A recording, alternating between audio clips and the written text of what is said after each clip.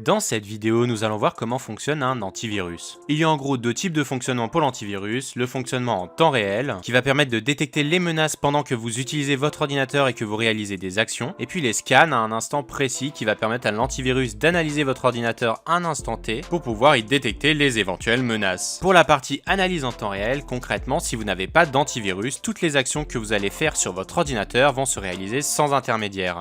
Quand vous allez vouloir ouvrir un fichier, exécuter un programme ou naviguer sur internet, eh bien toutes ces actions vont se faire entre guillemets directement avec votre ordinateur.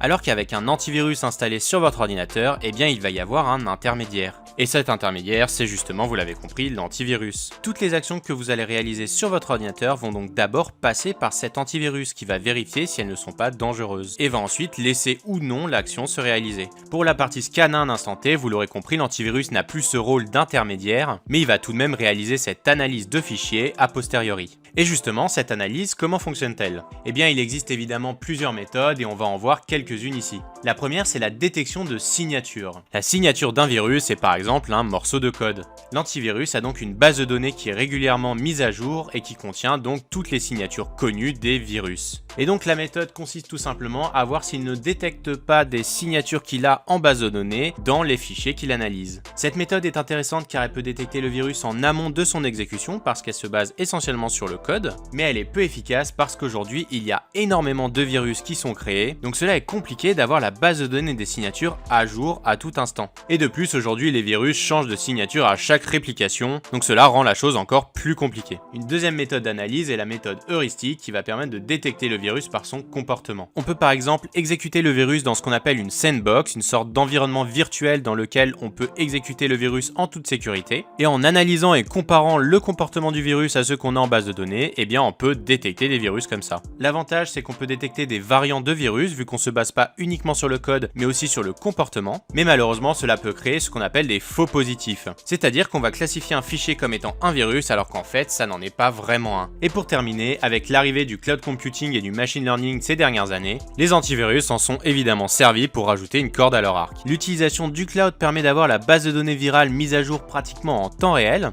Comme vous pouvez le voir par exemple avec Windows Defender, si vous activez la protection dans le cloud et l'envoi automatique d'un échantillon, et bien à chaque fois que l'antivirus va détecter une nouvelle signature, il va directement l'envoyer dans le cloud, et cela va donc mettre à jour instantanément la base de données virale de tous les utilisateurs qui y sont connectés. Puis enfin le machine learning qui permet donc, à l'aide de l'intelligence artificielle, d'avoir une détection encore plus efficace des menaces. Et quand on combine toutes ces différentes méthodes ensemble, on a un antivirus efficace. Comme on peut le voir ici avec le process d'analyse de Windows Defender, il y a d'abord l'extraction des features, comme on l'a dit tout à l'heure, on va par exemple exécuter le virus dans une sandbox. Ensuite, on a une première étape d'analyse automatique avec du machine learning et du clustering. Du clustering, c'est tout simplement de la classification automatique. Cela va donner une première idée de si on a une menace ou pas. Ensuite, on utilise le cloud pour se connecter à une base de données virale gigantesque et mise à jour en temps réel. Et enfin, on utilise les méthodes classiques, comme par exemple la détection de signatures et la détection de comportement. Si ça vous intéresse d'avoir des comparaisons et analyses de performance d'antivirus, je vous mets quelques vidéos en description.